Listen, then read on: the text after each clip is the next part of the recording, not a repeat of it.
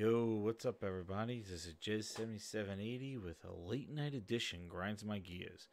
Just wanted to test out. I've been messing around. I got a couple of devices streaming and all this other stuff over the weekend. So I've been trying to test this stuff out. Been working real late. Just wanted to see how this thing works. Testing out using OBS. I used OBS before.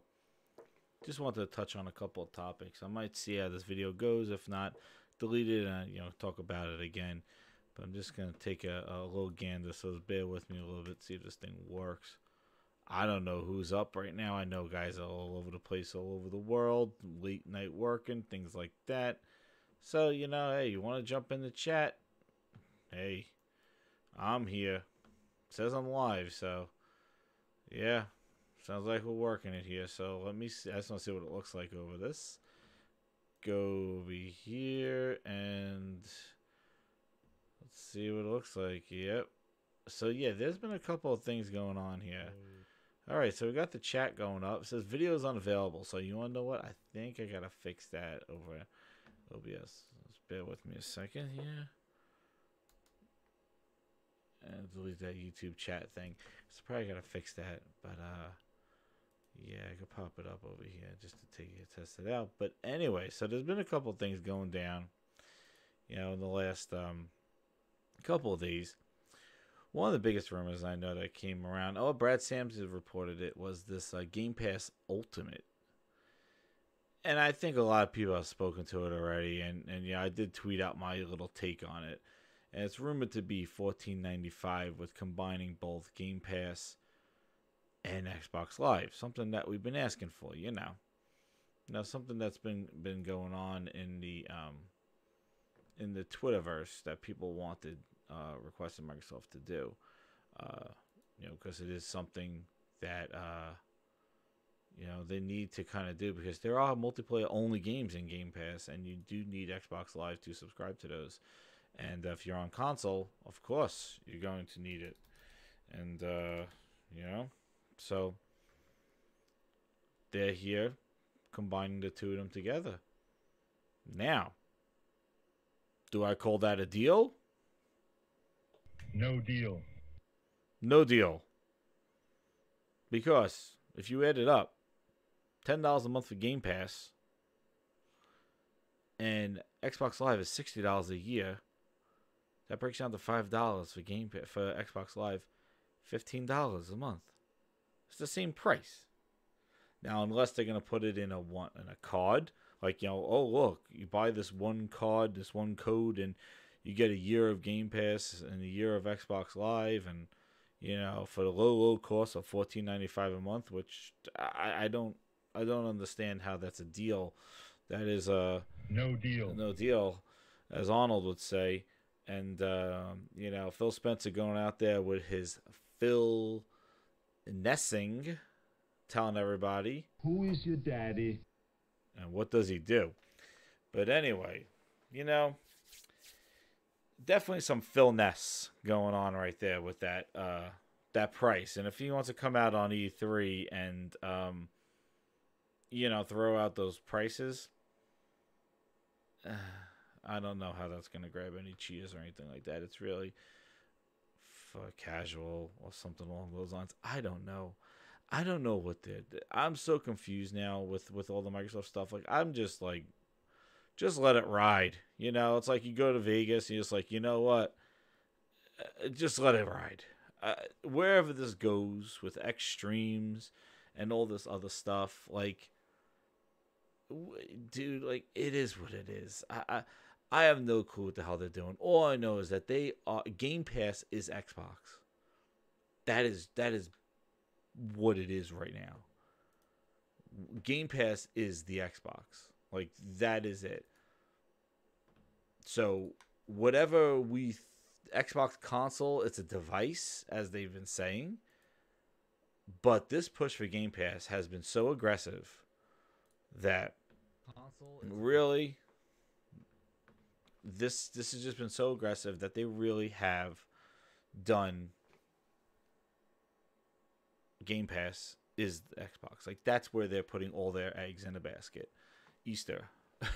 Yeah. Rabbit Phil putting his stuff in the basket because his Game Passes, they're all in on that. Yo, Lacoon, man, what's up, man? It is late. I'm just testing out, my OBS thing. I try to have the chat in the thing, but I might have to run it because what happened? YouTube did some crazy ass crap, man. It like reset my whole streaming code and all that other stuff. So, trying this out. I got a soundboard here. I've been streaming. I got the Stream Deck, so I'm gonna do some stuff going on. What's up, Daniel? Man, guys, burning the midnight oil or the 1 a.m. oil. Not gonna be too long. I just wanted to just, get some stuff out there while I've been messing around on my computer. So, talking about the Game Pass Ultimate, that Phil Ness going on where if it's going to be $15 a month, really, it's not going to be a deal. They really need to say, Xbox Live is included or things like that. Especially, as we say, Xbox Live is being offered for free on other devices. You know that it's been free on PC. That's where I experienced my Xbox Live. I haven't paid for it since February of last year. Since Phil told me I didn't have to anymore. He's like, you can get it for free. So I'm like, thanks, Phil. And, Phil told me I don't have to pay for it almost. Thanks, buddy. He's a good boy. Yes, I know. That Phil Ness. But I can tell you again, you guys didn't hear it. We got... No deal. I don't know if you can hear that. Let me know if you hear that stuff. I got some of my Arnold clips, some Spaceball clips, and I got my Grinds My Gears. Ooh-wee. That's when I get real angry. I'll hit that button. I got that one as my zap. But, I'll be adding some stuff. All my one-liners and things like that. But let me know if you can hear those. I've been trying to mess around with it. It does come back in the recording. Yo, Daniel, 7 a.m., man. Good morning. Grind.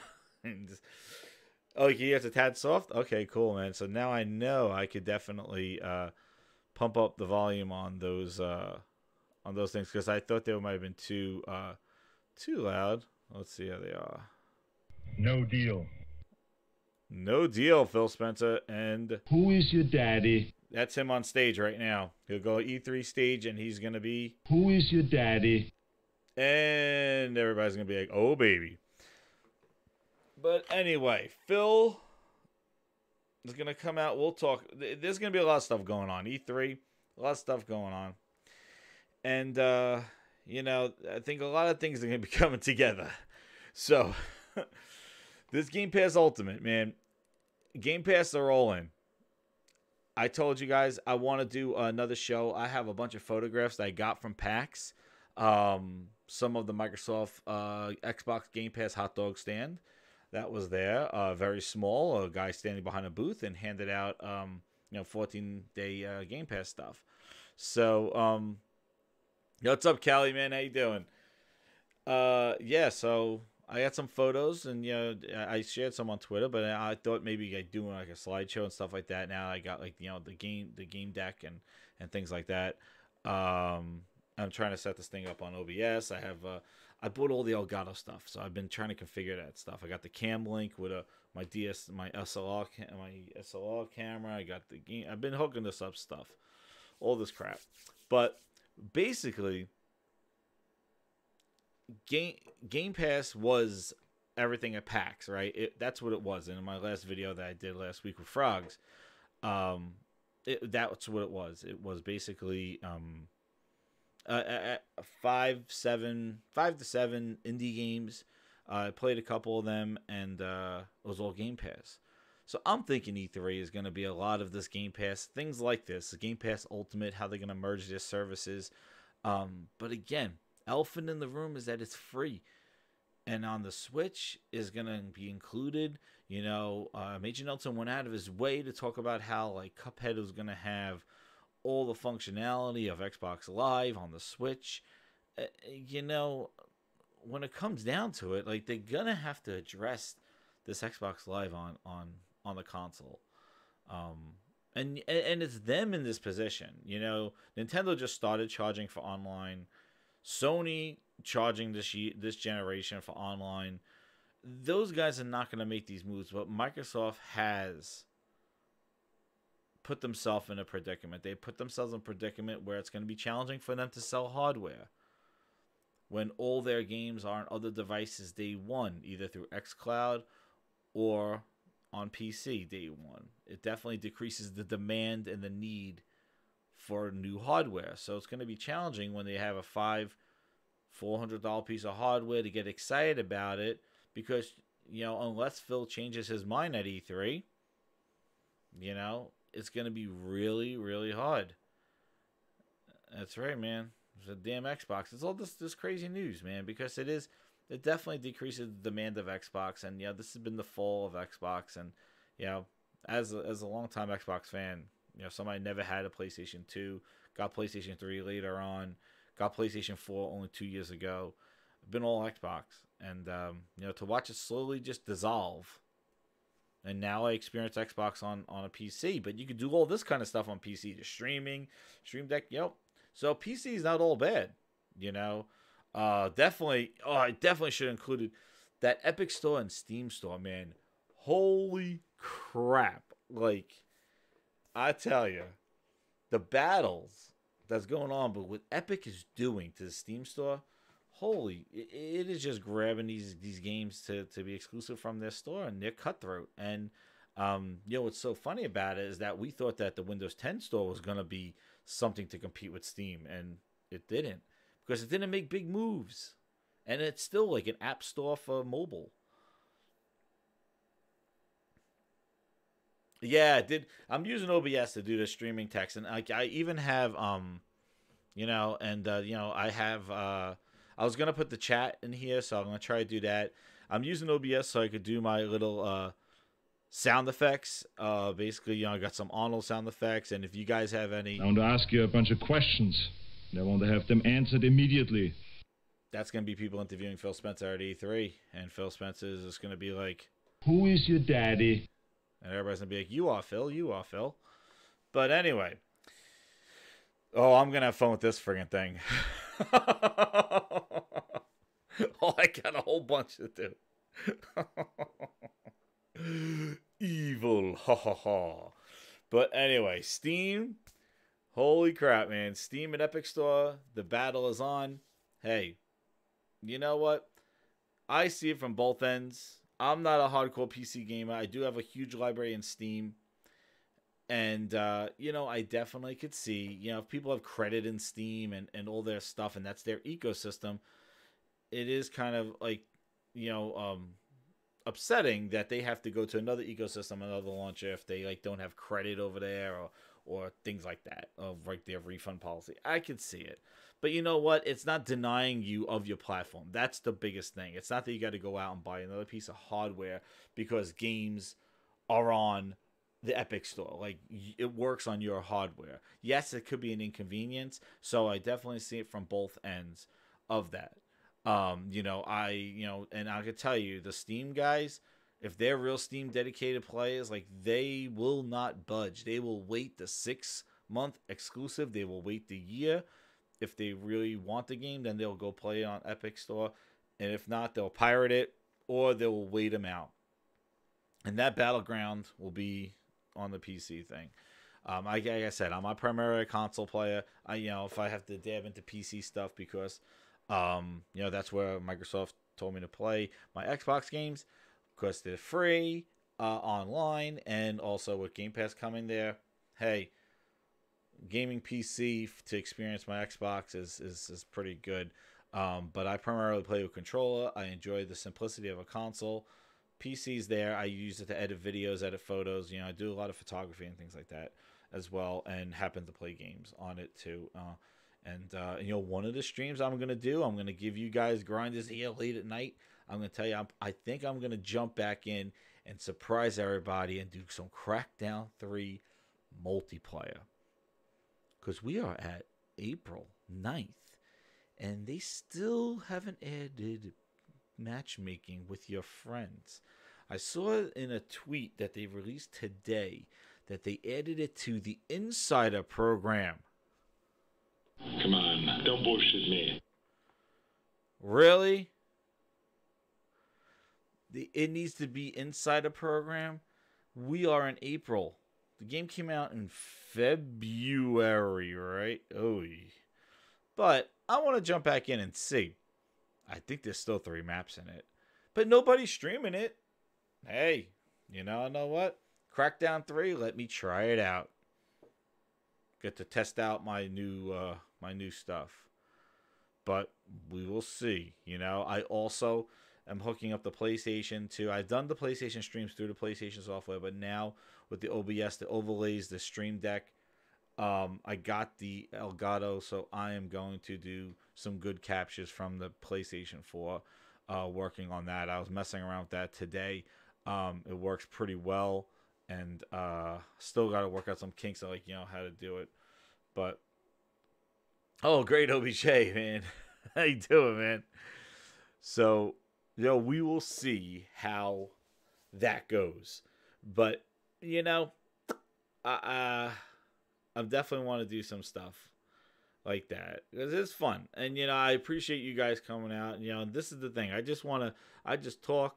I'll be talking to the wall. That's why I turn on the mic and I talk, and you guys come and interact with me. And, hey, I have fun doing that stuff, and that's all I'm here for. And if I can make it fun, funny, anything like that, entertain, hey, that's good. I just that's all I do. I just like having talking to people, and I do it when I used to play on all the games. I used to go in the party chat and just chat and play games. But I definitely, I think somebody asked a question. Let me see. They asked a question about the with the Days Gone, right? It comes out in 16 days, right? So I play that over at PAX, and this is just just a recap of what I did on last week's show. But it played really well. The shooting was really tight. It was pretty good. There was no really weird animations. I did try using the motorcycle in their kind of like they called it like a horde mode. I don't know if it's gonna be a dedicated mode or whatever it is. It's not like horde with scoring and stuff. But they have a bunch of freakers in a pit, and they got a whole bunch of traps, and you got a lot of powered up weapons, and you kind of survive. It's a survival mode. How long can you stay alive? How long you survive the horde of that? And ran really well, and it looks good. Like if it's one of those games where you turn around, you look at that, it reminded me like the grass and stuff. I said it before. Horizon Zero Dawn, like that kind of sheen on it, that kind of look with the grass.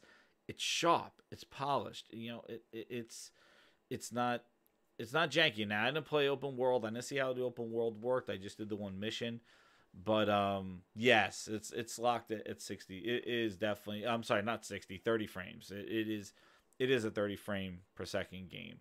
I don't know if there's any performance mode that increases the frame rate or anything like that, but it wasn't super fast. Like it was definitely, from playing it, it was not a.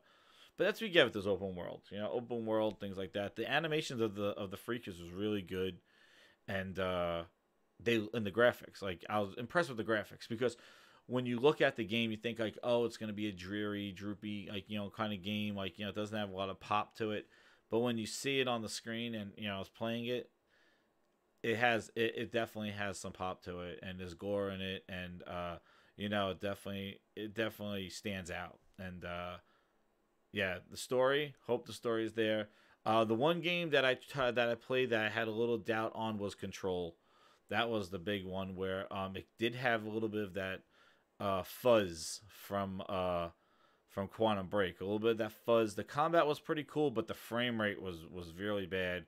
The representative developer over there told me that they did, he thinks that they got the story down. He said that, Quantum Break, he thinks the story is a lot better. He said Quantum Break was a very simple game, and this game is going to be very expansive, and it's going to be more of a roguelike game, he said. No hand holding, just kind of exploratory. So we'll see. I thought it was time power mode, but meanwhile it was the frame rate. I thought it was like, whoa, there's a slow motion mode. How to activate it? And that was the frame rate. So they definitely have to work on that. I definitely think with Days Gone, there's gonna be post content support. I think they did confirm that there's gonna be some DLC with it coming. I'm pumped for that game. What I've been playing is I've been playing the show. I've been playing Devil May Cry, and I've been playing Division 2. Getting through that. I still have friggin' Kingdom Hearts 3 in plastic. I beat Just Cause 4. Resident Evil 2, that son of a bitch X is chasing me around. He's basically doing Who this. is your daddy? He's telling me that. He's doing that to me. Who is your daddy? And he's just chasing me around that fucking place, and I'm just like, ugh, I just want to get through it. So, yeah. I was doing well until that son of a bitch started chasing me around. But, you know, I was just still trying to truck along these games here. And, you know, we'll see how it goes. But I definitely want Days Gone. Like, I'm really looking forward to it. After playing it, I'm really, really hyped up for it. You know, my friend who was with me, you know, he wasn't a fan of Last of Us, and he basically tried out this game, and he was like, whoa, I want to play this game, because like I said before, it definitely has that Last of Us feel.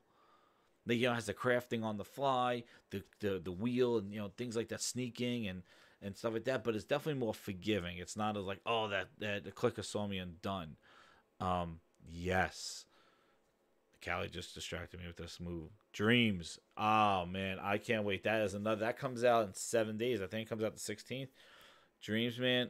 Oh, man. Can't wait for that. I love those kind of games because those games just are unlimited. My son saw Icon from the beta. He's like, I want to play this, because he played this frog game where you just like slap a frog in the sky and it like lands on different things and stuff like that. The 16th. Yeah, that beta thing is $30. That had a big presence too at PAX. Like I said, Sony had a huge presence. Another game that comes out is like, I think it's a Falcon Hunter. It's a VR game where you have a falcon and you have to pluck the you know, the darts out of it. It gets shot and then you let it go and you can attack stuff. But yeah, some good VR there. I tell you, the Five Nights at Freddy's VR was friggin' crazy. But, you know, PlayStation did have an excellent presence at PAX, and they really did a great job of promoting their games, and even, you know, some of the multiplats like Mortal Kombat. You know, Microsoft did not have any big games in their booth except Tomb Raider, Rise of the Tomb Raider, and Forza Horizon 4. The other 5 games were indie. Their big booth was the Mixer booth. They swapped booths with Mixer. And No Man's Sky VR. Yes, Coon. Yes. Definitely. But, you know, you know, they better come big at E3.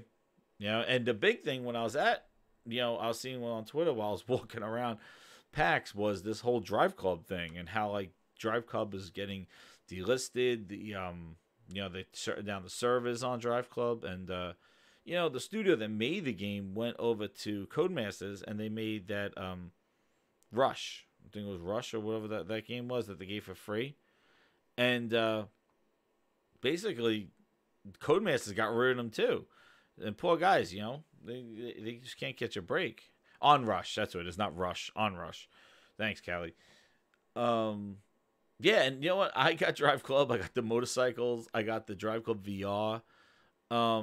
You know, it is what it is. I'm not sure. Is the game not going to work, or is it you can't buy it anymore and play it online? I don't think it's getting deleted from your hard drive or anything like that. I don't know. Let's see. Drive Club. What's going on with it? What do they say? Is it Drive Club is over? And they also gave it for free. I remember that. Sony's closing down the Racing Club service next year.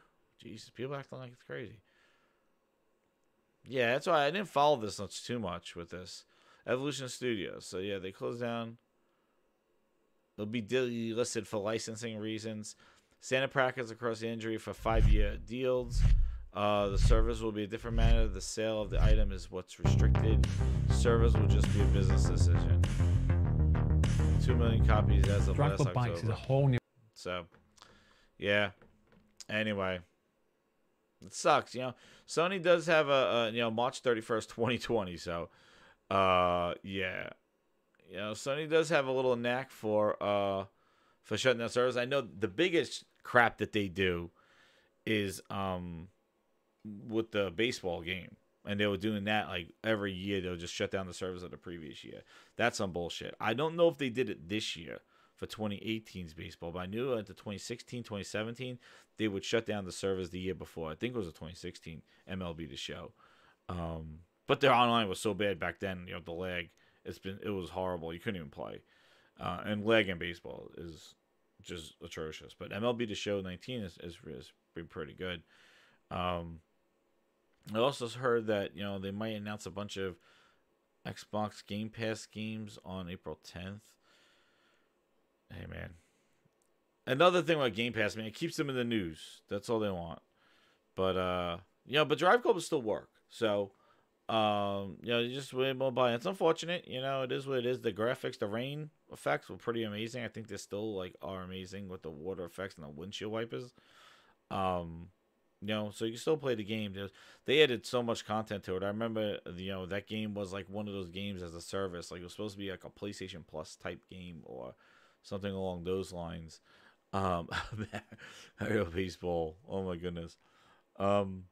Yeah. So, the Drive Club thing, it sucks. Sony, they definitely, you have to get a better track record. But again, it's been 5 years and game delisted, and, for the, you can't buy it anymore with the licensing of the cars and things like that. So, hey, man, it is what it is. I wouldn't go and say, make fun of them because, Microsoft did, they did buy, selling Xbox original games, without for $10 without online on those. And I know those are really old games, but it kind of sucked when Crimson Sky came out.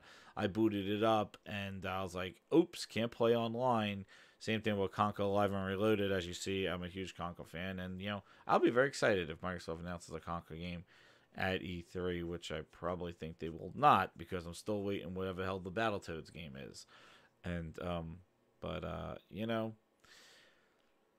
I don't know. I just don't know where it's all going. I know Sony's banking on these big blockbuster games. And I'm excited for what's coming out. Nintendo's doing the same thing. Microsoft's banking on a lot of, third-party stuff, but really, just kind of Game Pass stuff. And it's Game Pass, Game Pass, Game Pass, xCloud, xCloud, xCloud. And that's what grinds my gears, It's just, we're at a time when you need to be talking about games as you go into the next generation. You got to be going on an upswing, not on a downswing. And it's about the games. The gamers come for the games. And when there's a lack of games and we're talking about other things, that's where I go off and I get upset, because I'm like, guys, everything that's coming out is Game Pass, Game Pass, Game Pass, services. And here's some multiplats. Here's some mediocre games. Here's some Crackdown 3. And then Phil Spencer, I saw he had something to say like E3 when they were asking how long it's going to be. They're like, Phil, is it going to be 8 hours? Is it going to be 7 hours, E3? And he's like, nah, it's going to be the normal amount of hours. It's just going to be quality. Come on, don't bullshit me. Quality? I just mentioned that Crackdown is getting its multiplayer invite system in beta now. That is the last word that I expect coming out of Phil Spencer's mouth, because they have been releasing nothing but lack of quality games. So I don't know if he's up. What's up, Glorious, man? How you doing? I don't know if he's speaking more about quality of the presentation or quality of the content that they're going to show. I heard another rumor that they might be showing Fable, finally. I'd like to know who's making it. Probably Playground Games. But, E3, I'm having my hopes. I know that Sony's not there and Nintendo does its little thing and all that other stuff, but I'm waiting. I'm not saying that just because they're the one-man show that they're going to dominate. I think they're going to have to carry all V3 on their shoulders. Basically, they have to show a lot of multiplayer games that are coming to all systems, because they're the only stage really in town, with EA not doing their thing, and Sony, again, like last year, just not being there, but also not showing any multiplayer games. Like Microsoft's gonna have to show those games now. I don't know if those will be marketing deals. Yes. Oh, I have a lot of these. I gotta get some of those. But you know what? We'll see, man. We'll see. And if they pull that E3 and they're hyping it up at the biggest E3 ever, we're gonna get one of these, right? Ah! No. Fool you! Oh yes, I'll be very upset. So, like, I'm not gonna get the bait and switch. I heard also too that Major Nelson teased at his thing at PAX about the Inside Xbox in April, and man, they need to hit this. Thank you for pressing the self-destruct button. This ship will self-destruct in 3 minutes. That's what they got to get rid of, man. They got to get rid of. They got that Inside Xbox. Hit that button. Thank you for pressing the self-destruct button. This ship will self-destruct With his white gloves. in 3 minutes.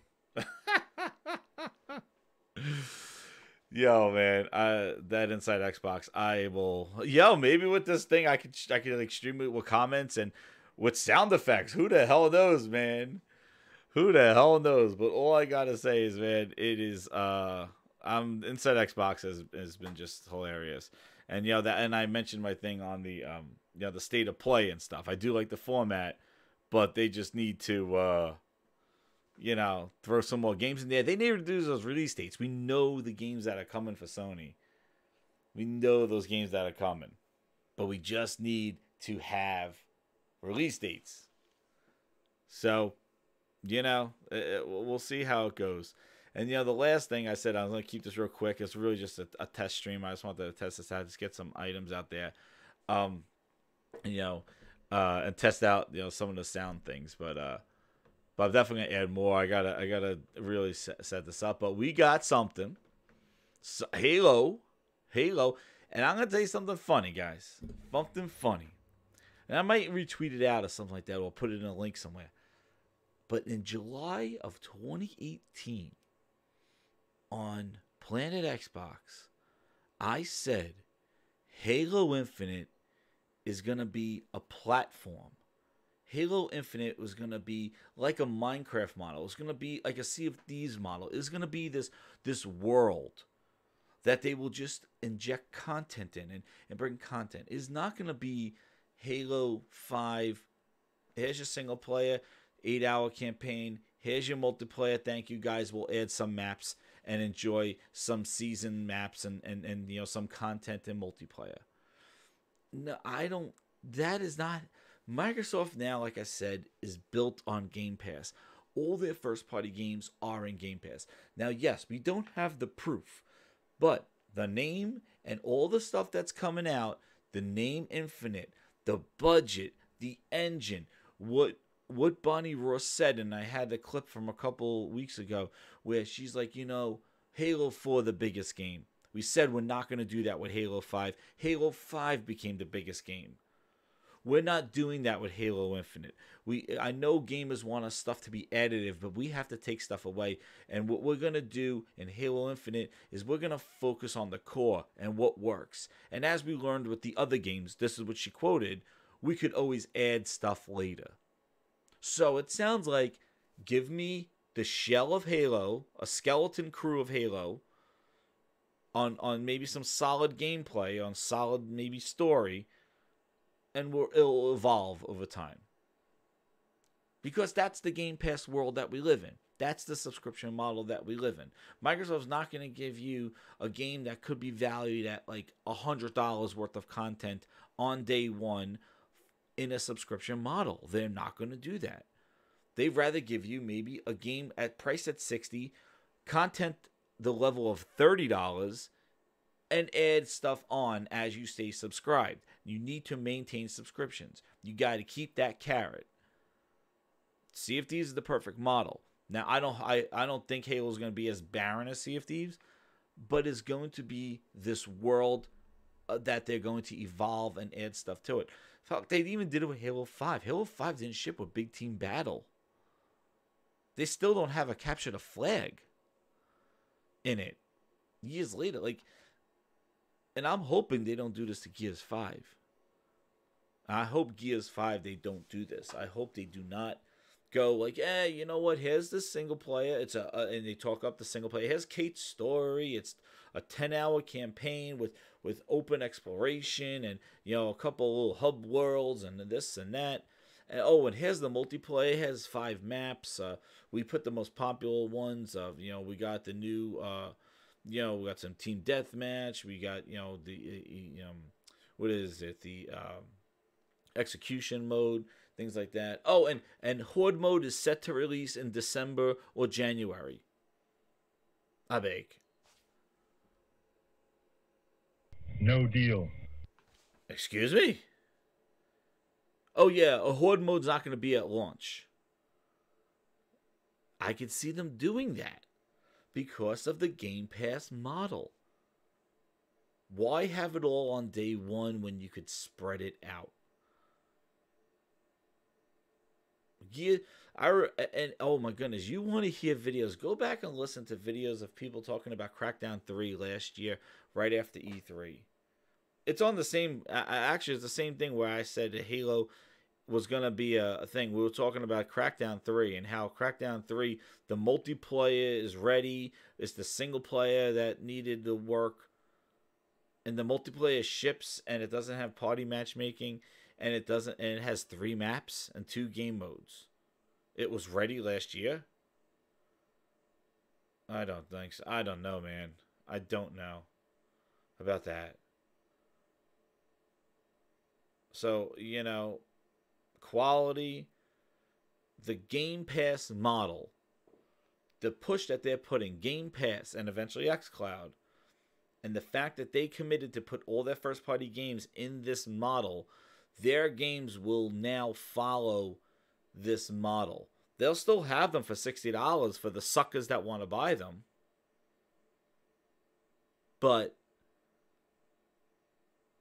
look at Crackdown. They even show up on the top 20 of NPD. Because people are not that stupid. And everybody who said, oh, I like the game, would you buy it for $60? Oh, no. Game Pass it. Well, that's what everybody did. And I think that game's the first victim of Game Pass. And I think it shows that people are not going to pay for something they don't find valuable. If they don't find it's worth $60, there are so many games out there. There are so many games doing so many different things. There's games on all different devices. There's games on your phones. There's games.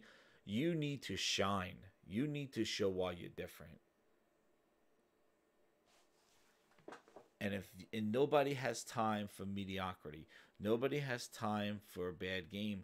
That's why when a game gets bad reviews, people go, okay, well, save me $60. I'll wait for it to go on Game Pass, or I'll wait for it to go on sale.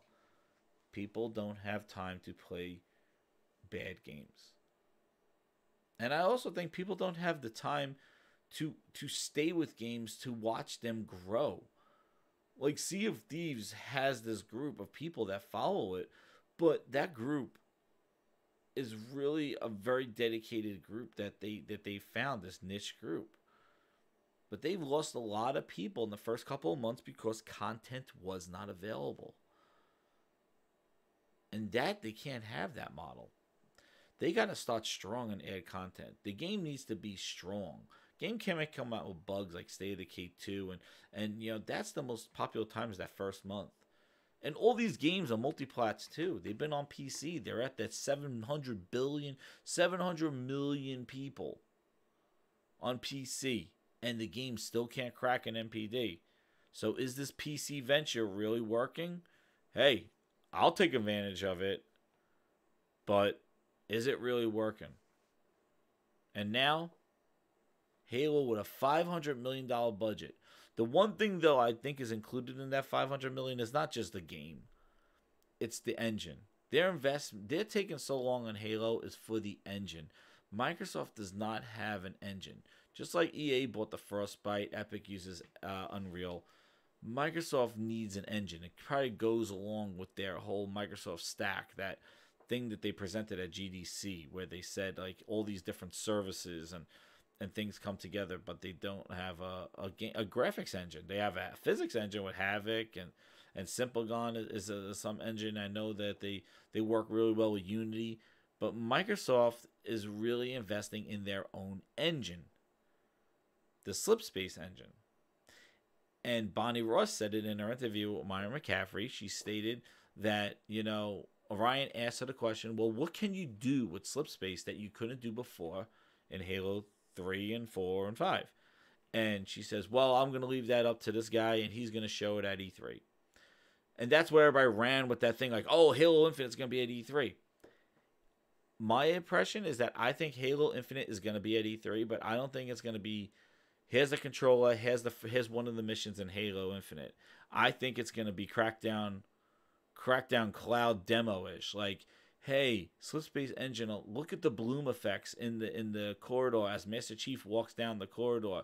Look at the lighting coming in through the windows. We couldn't have that happen with the particles floating in the air without Slipspace engine. Slipspace engine allows us to do this with a very low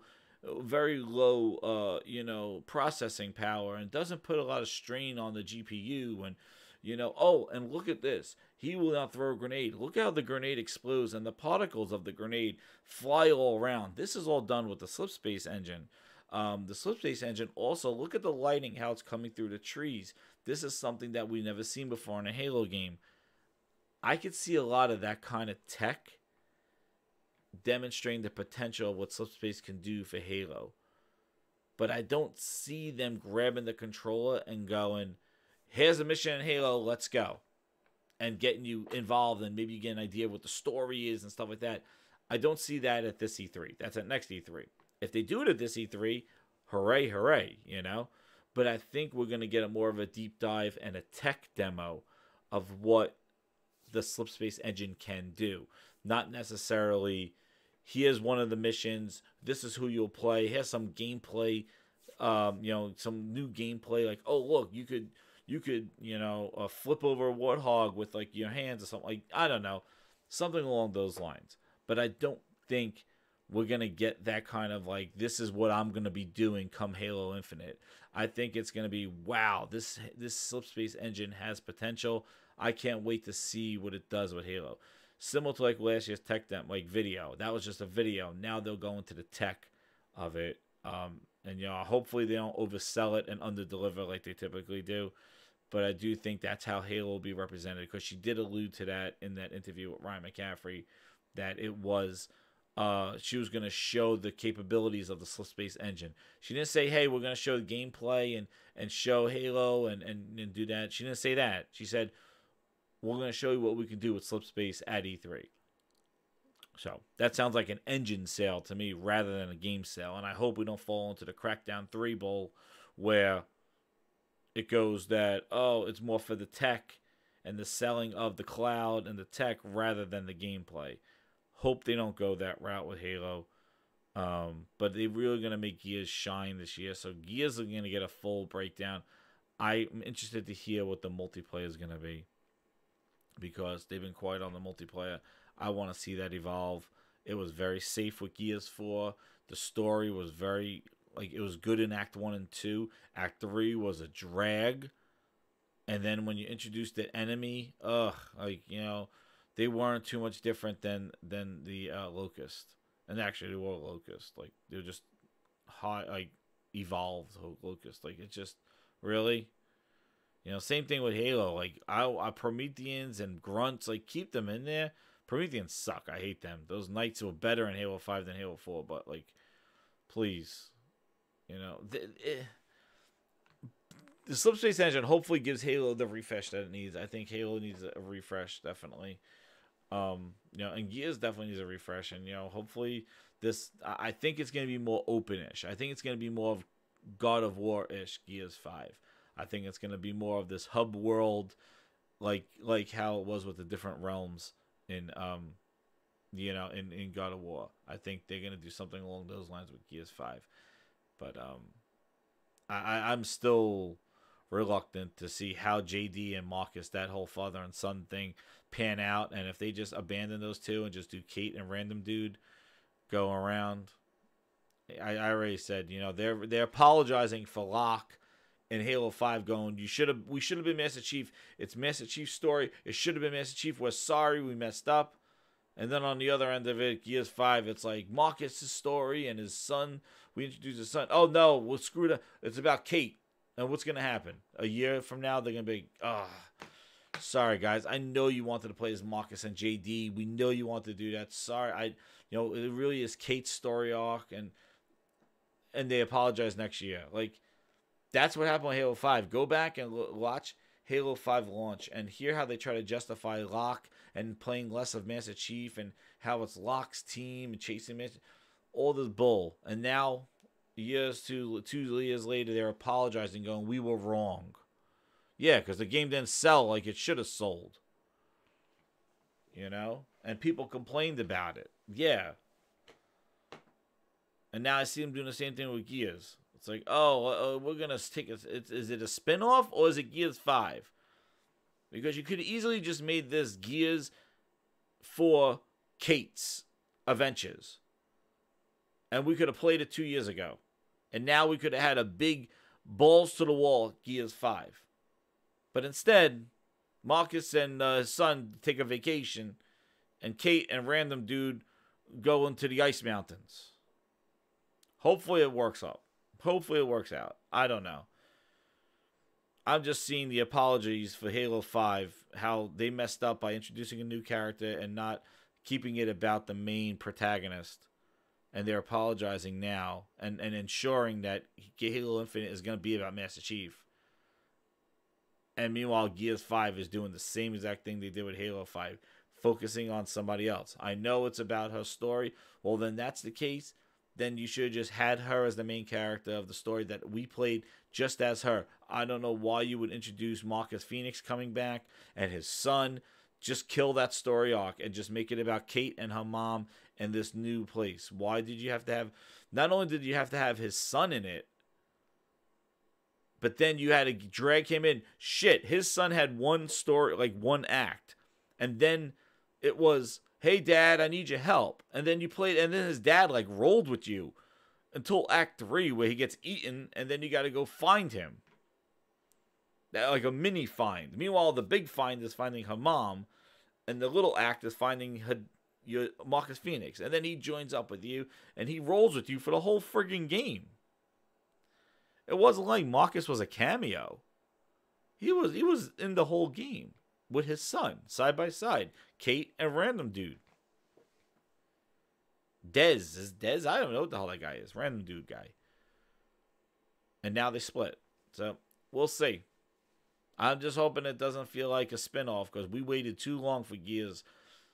You know, if this should have been an expansion to Gears 4, we should have played it 2 years ago. And that's what I hope it doesn't feel that way. I hope I'm not playing this game going, this would have been amazing DLC for Gears 4. Like a great kind of $40 game for Gears 4, similar to the Uncharted Lost Legacy. I hope Gears 5 does not feel like that. I hope Gears 5 is a big budget game and balls to the wall. But I just hope that it's not going to be this kind of thing where it turns into that. I know there's a sidetrack, but talking about Halo 5 and the budget, you know what? It's the engine. That's what that is. And more money is more problems. More money does not mean success. Microsoft has tons of money in the world, but can't sell a console and has disconnect with the gamer. All the money in the world is not going to solve that disconnect. All the money in the world and production. Look at the production of Inside Xbox. The production value, the stage, the set, Major Nelson's white gloves, the touch screen that they got, and people standing there, 5 people, a whole production crew on Inside Xbox. Does that mean that the content coming out of it is amazing? No.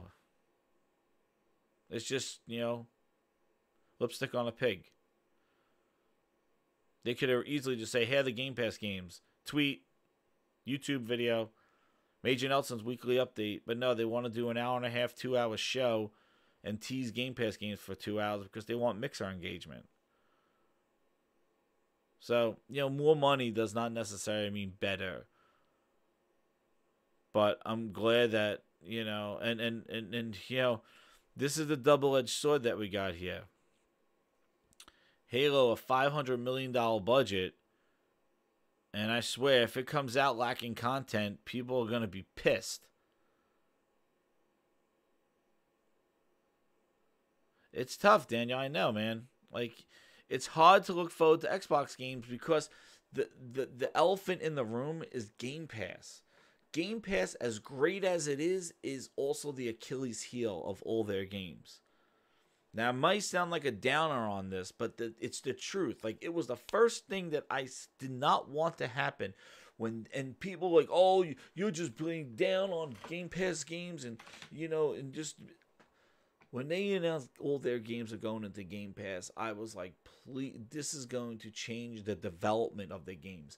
Please don't change how the game is delivered. Don't change the design of the game for Game Pass. Please don't. And that's all they have done in the last, sorry, I hit the mic, 2 years. Every single game that comes out of them oozes the stench of Game Pass. Yeah, you know what? It could have a $2 trillion budget. Gives a shit. It better be friggin' good. And 343 has been... They don't know how to work with the engine. If you listen to that interview with Ryan McCaffrey, they do not know how to work with that engine Bungie made. I'm going to see if I can show my... let's see, I have my thing up here. Let's see how this part works in OBS. Share my desktop so you can see this. So this is where I have this overlay here with this. And basically, this is the article where it says it's rumored to have a $500 million development. The most expensive game so far, which to me means nothing. I think it's more of the building the engine. The $500 million budget, making it the most expensive game. And what's interesting is, yeah, you want to hear something interesting? Here, watch. I'm going to do this.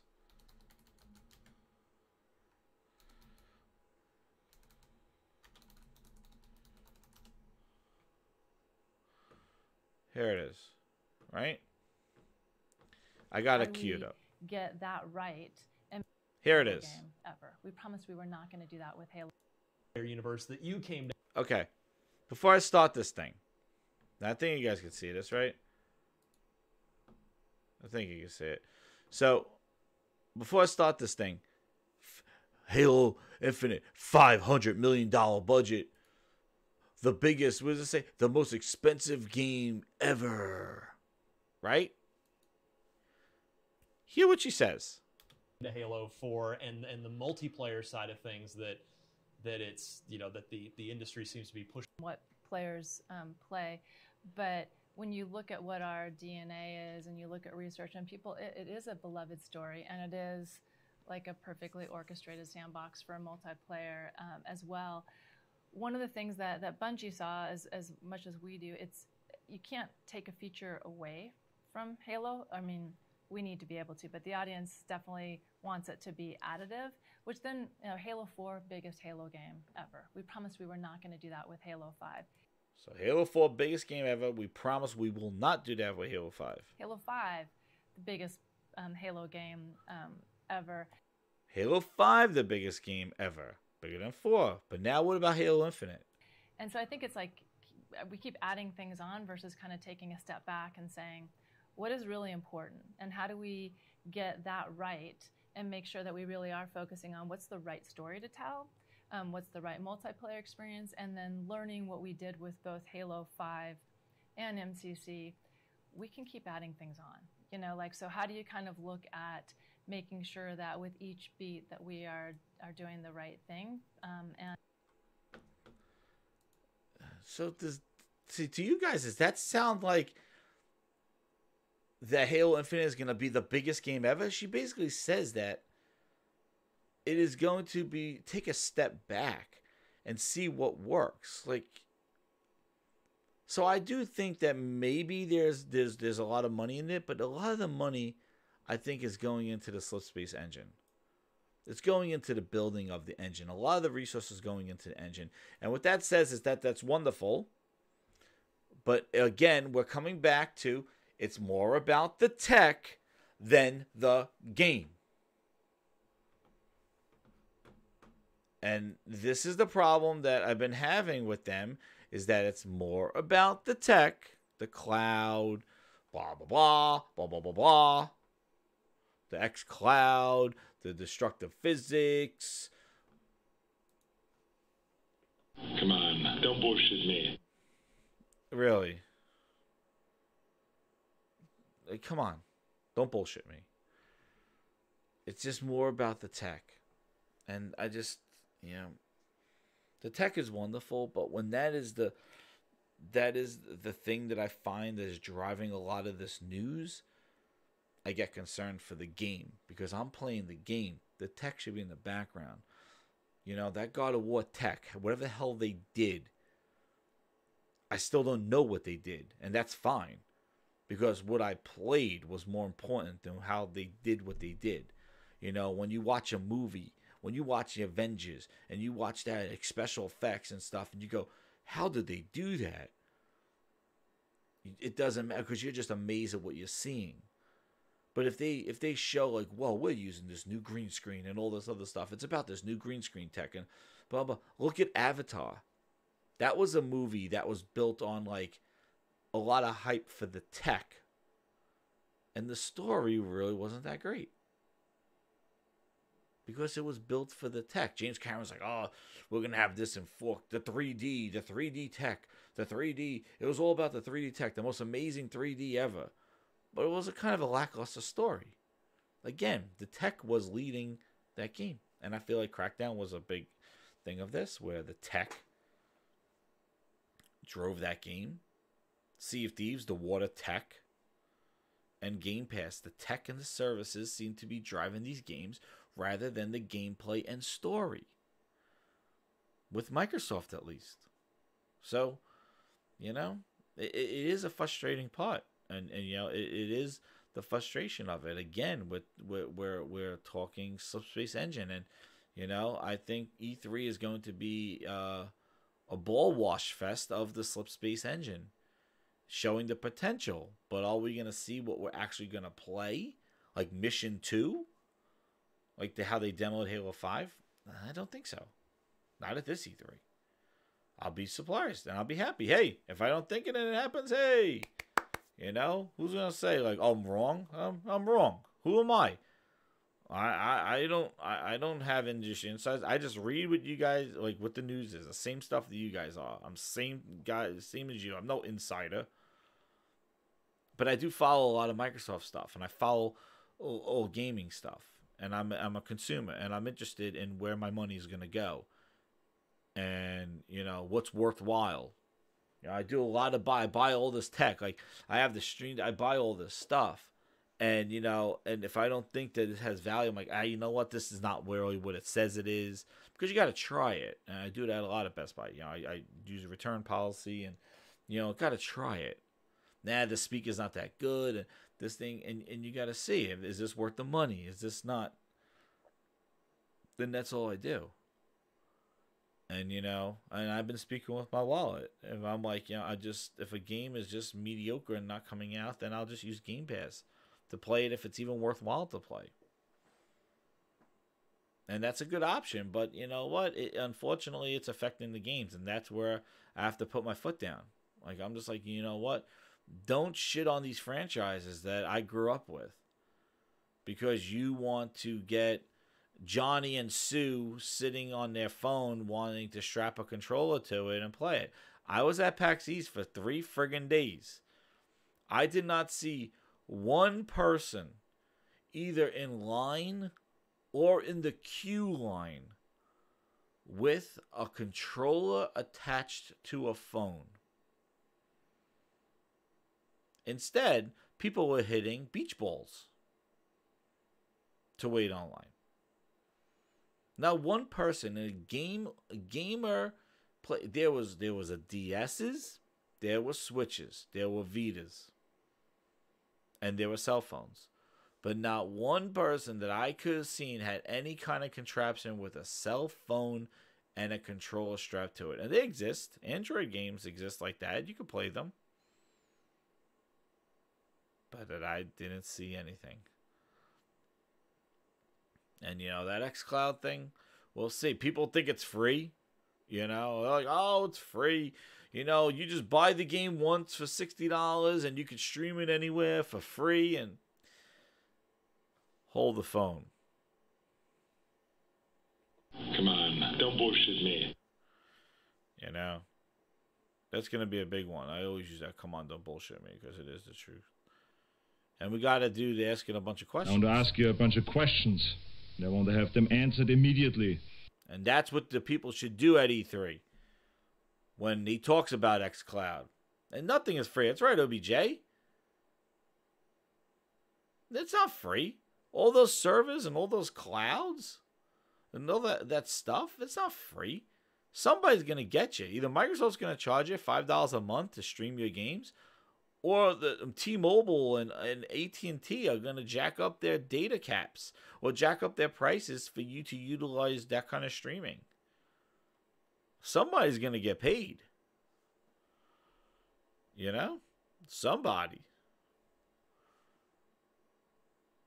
And you know what? And Microsoft has all this money and stuff like that. Look at Game Pass Ultimate. They could easily just eat Xbox Live and be like, yo, $10 includes everything.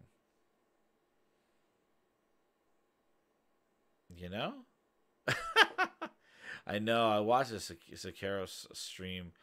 Yeah, he's that last one. That boss is just just really just demoralizing. But it's just a game, man. I don't know. The whole money thing, it's fun, it's entertaining, but it is stressful. Especially, if the fact that do what they used to pay. I know he's doing really well to stream, but when you do money and betting and stuff, that's why I don't bet. You hear me on the playing. Oh, you sound so confident. Oh, you bet. Why? It's video games, man. Like, if I'm wrong, I'm wrong. Like, I'm no fucking ESPN analyst. I just put a microphone and just talk about what I think. And I think that you read what they said, and I was mentioning about the Halo Infinite. If you go listen to July's Planet Xbox, July 2018, fucking it came after me like a nut. Like, oh, you're wrong. Where's the proof? What's going on? Where's the proof? And now all you hear about is how Halo Infinite is this big game. There's so much customization. You're going to be who you want to be. You might even be a female Spartan. Oh, it's this world, this expansive world. Oh, really? Like a platform, like a Minecraft.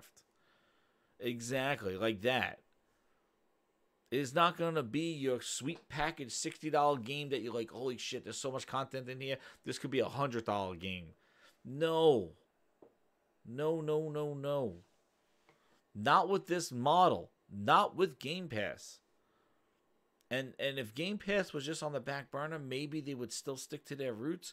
But Game Pass is taking over Xbox. They have taken over everything. And for me, Game Pass Ultimate is Game Pass on PC. Because you get all the benefits of Game Pass. And you don't have to pay for Xbox Live. So that's my Game Pass Ultimate. And it should be yours too. Game Pass Ultimate should be Game Pass on PC. Now, granted, you don't get all those multi-plat games, and you don't get some of them, but you get the Microsoft games and some of those, day one indie games. Play Anywhere, like whoever's using that program anymore. That's another failed kind of program, except Microsoft and a couple indies, and maybe 2 or 3 third parties use it. But otherwise, yeah, that's about it. But you don't have to pay for Xbox Live. You don't miss out on anything. It's crazy. It's insane. You could chat from your phone for free. And you're going to be chatting from your Switch for free. Cups and strings and all. I'm telling you, dude. Like, it it is unwielding how they have basically just opened up their doors and sold the pooch. I know, Danny. I tell no betting. I don't bet. It is what it is. Hey, you know, everybody teach his own. You want to bet, bet. But you know what? If it gets you upset and stuff like that, when you lose and stuff like that, then you know what? That's the benefit of, you know, that's the thing with Bennett. Like, you know, with that, you know, that's what you do.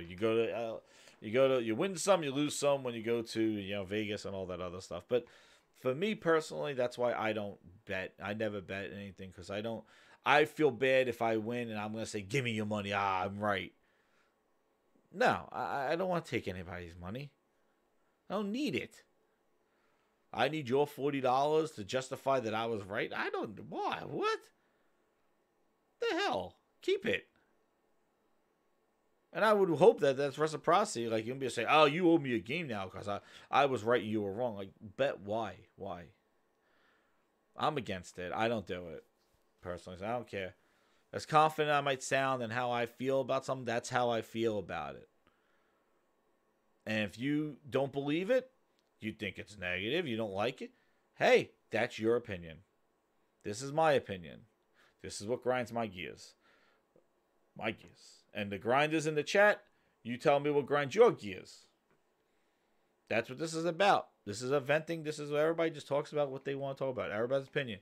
I'll have Xbox fans in here, PlayStation fans, PC dudes. It don't matter. I don't care. It is. Everybody has their own opinion. You know? And just like sports teams, you're more critical of the team that you follow than the competitor. Like, you know what I mean? Like, you know, I'm a Giants fan. I'll say Giants suck. They suck. Now, what's wrong with them? Yes. I'm not going to be like, oh, they're going to come back next year and win a Super Bowl. Just you watch. Wait to E3. They'll come back.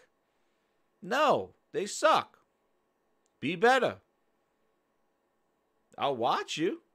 I'll pay attention, but I'm going to be more critical of you because I'm a fan. I'm not a hater, but I'm more critical of the team that I know because I know a lot about them. I followed them for so long. Xbox is the same thing. I followed Microsoft for so long. I was in their ecosystem. I believed in their vision with Windows Phone, with Surface Pro, Xbox, a Play Anywhere. I bought a friggin' Windows 7 Wizard because it had Xbox Live on it, so I could carry my presence on my Windows 7 phone with the slide up screen and the touchpad. When they were doing the Palm and all that other stuff, they had HTC made the Wizard phone or some bullshit HTC phone. It was a Windows phone. And then they came out with real Windows Phone, Nokia. Like, I was in this vision that they had. And they slowly just kept taking it away. And then eventually it just came back down to the gaming stuff. And the gaming now is dissolved. Now they're going after the gaming. Yeah, I haven't heard anything about the Halo Reach Insider. I got an email about it, but nothing too much about the Reach Insider stuff. Because I wanted to know about the demo. You're right about testing Halo Reach. You know, which you know, hey, yeah, it is what it is. God bless them. God bless them with what they're doing with Halo and Gears and Game Pass and xCloud, and all I know is that I'm just sitting back. I enjoy it whatever I can on the computer. If Phil Spencer comes out in E3, goes, guys, I'll just joking with all of you. We're gonna have exclusives just for the console. Then I'll perk up my ears and be like, okay, now we're talking. Now let's see what you can do. But if he comes out there and just, you know, drops his pants, Who is your daddy? on stage, basically going out there and just saying, you know, our shit is everywhere. Everywhere. And then people go, Phil. I want to ask you a bunch of questions. And I want to have them answered immediately. And then Phil goes like, dude, it is everywhere. I don't care if you buy Anaconda. I don't care if you buy this. It is all games on everything. Oh, we're gonna put some games, more games on the Switch, more games on PC. It's gonna be wonderful. We're selling it out. We're selling out. Thank you for pressing the self-destruct button. This ship will self-destruct in 3 minutes. And that's what it sounds like when you press the Xbox button on your console. Because that's what they did. They self-destructed the console. And I don't know what gamer out there would buy a dedicated gaming machine that does not have any dedicated games for it. And I don't know why that's such a challenging concept to understand. Why would you buy a system that is built to play games, but the games, there is nobody making a game just for that system to maximize the power of that system, and all you're getting is multi-platforms on it, whereas another two competitors are making hardware. I saw Mortal Kombat 11 on the Switch. I saw Hellblade on the Switch. Those games didn't come out at launch. But because the Switch is selling, devs are taking the time to maximize and get that game to run on the Switch. They're kind of not timed exclusives, but they're post exclusives. You know, for the Switch. Like, the thing is that the dev is taking the time now to do it. But when you have the platform that is the same exact thing as the PlayStation, whoever's selling the most console is going to get that time. And the other one's going to get that port. And when Phil Spencer's running around going, I don't care if you buy that hardware, and one console is just selling balls to the wall, developer mindshare is going to go to the one that's selling the most. You think you would have Mortal Kombat? You think you'll have Hellblade? You think Cuphead? Anything will come to the Switch? If the Switch was, look at the Wii U. How many games came to the Wii U? They abandoned that thing like it was a disease because it wasn't selling. So as much as people want to say sales don't matter, numbers don't matter, it matters. And Microsoft's going to have to pull that Phil Ness to try to say, well, we are all one family. Xbox is a platform. It is PC, it is xCloud, and it is console. So when you're developing us, you're developing for 1 billion people. But that's what to sell the dev. The dev then sits there and goes, well, wait a second. I got to develop for the S because that's the cloud, the S. I got to develop for your most powerful machines, and I got to develop for all the variables on the PC. Will they do that? Because that sounds like a lot of work. And then Sony will be like, well, here's our system. You just got to make it for this configuration. And we're selling more than the competitor. That sounds like a good deal. Not only do you have a larger install base, we're more secure with the console ecosystem, and also we only have to develop for one platform. So Sony might get more timed exclusives, more things like that. I know. Yeah, Daniel, I know, man. I know that the Switch has really been solid. Tennis. And I know a lot of the games, I know Frogs mentioned it, a lot of the games were like from, from the Wii U, games that just kind of got remastered or fixed and stuff like that. But it showed that the Wii U had great games, but the thing is that it didn't have the focus. And I know, Eddie, you're right about the S. And the thing is that their xCloud servers are built on the S. It's not built on the X. Like, I assume it'll change to the X. But they're starting with the S, which means that anything being built for the xCloud is going to have to run on the S. Which I don't know how that fits into, here's the Xbox Anaconda $500, $600 most powerful machine ever in the world, and then you run it on the S. Like, the scalability, it's going to affect the games. Because they can't just go all out committed to 12 teraflops. They're going to have to say 12 teraflops, but then you got to scale it all down to work on the 2 teraflop machine. After a while, there's a range of graphics cards where, You know, things that run on the 2080 and the 1080, the 980. Well, when you get to like 7s and 6s, they're like, yeah, you could play this game, but you're gonna have to put everything on like minimum settings and in a window. You know, then it can run, but it's just not worth it. I know they have a lot of S consoles left over to shove them in the server blades. Hey, they, I guess the the server blades and xCloud basically is the same thing as Game Pass. Just shove it over there. Yeah, that win-win. I know. Like, it doesn't matter. They're putting, and the thing is that the Switch was smart in the fact that they have a different form factor than the Wii U. So it adds new life to these games, because you take a game that was just a console game and you can put it in the Switch, and now it becomes this mobile/console game. And Nintendo was smart in the fact that their device actually changes the form factor and the experience, which that's why you might buy Mortal Kombat on a console and you might buy it on the Switch, just to have that game on the go. You know? It's the mobility factor. Nintendo was clever. They could port all their games over to that, but because that system is mobile, it creates new life for that. It's a new experience. It's not like adding Kinect functionality or waggle and stuff. It actually makes you could play it on the road, which is a big deal. And that's another reason why they're bringing a lot of those games over. But we'll see. Microsoft with their big budget. Here's the plan. We get the warhead and we hold the world ransom for Phil? $1 million. Is the XX boardroom?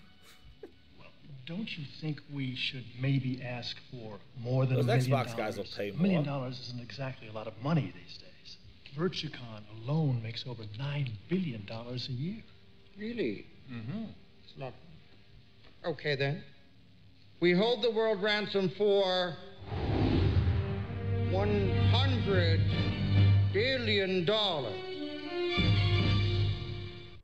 There you go. That's the meeting right before E3 on determining price, what people will pay. But with that, those are my sound clips. I'm just gonna say, I hope the stream came through all right. This was a test. I did it for about I did it for over an hour. But you guys hung in there, man. I appreciate it. Like the video, share it out. More to come. I'm gonna keep messing around with this OBS. I got some game capture stuff. I'm gonna do some, I make this fun. I want to just interact with you guys. I appreciate you guys talking. And, that's what this is about. Just me kind of just talking to the mic and just like talking to you guys. And, you tell me what you think. If you agree, disagree, have suggestions, let me know. And we'll definitely talk about it, because I appreciate, everybody has different opinions on things. But, $100 billion. That's gonna do. But man, what's the other one I have? Yeah, I just did a whole bunch of them just before I did it, but man, I love it. I'm so glad it works, because that was like my biggest thing. I wanted to definitely do that. But you guys, again, thanks for the support. Like, share the video out there. To my grinders out there, it's a late night. Holy crap, it's 2:00. I should be sleeping. But I've been so like engrossed in trying to get this stuff done. But we'll see what news comes. But I want to thank you guys for coming out, and I'm gonna wrap this up. So to grind this, and there's one last thing, just for a few minutes. Anybody have any questions or anything, or want to talk about something real quick? I could end it at 2:30 if anybody wanted to just mention anything or anything about PAX. I think I'm gonna do one where I'm gonna show photographs, because I do have a couple of photographs and some video of PAX, just to see the show floor and what was there and things like that. Because I was trying to just speak about it, but definitely gonna do that. I definitely want to go live and do the PAX stuff, because that was really cool. But anyway, I'm going to wrap this up. I want to thank you guys again, hanging in there in the late night, burning that midnight oil. Or, hey, where Daniel is, he was saying, it is, was it Daniel is live in Germany? Is it, Daniel? Yeah, man. I think that's Dan. Good morning. But I want to thank everybody. And I want to just leave you with the outro of Spaceballs. One of the other ones I love. Another great movie. I'm probably going to get...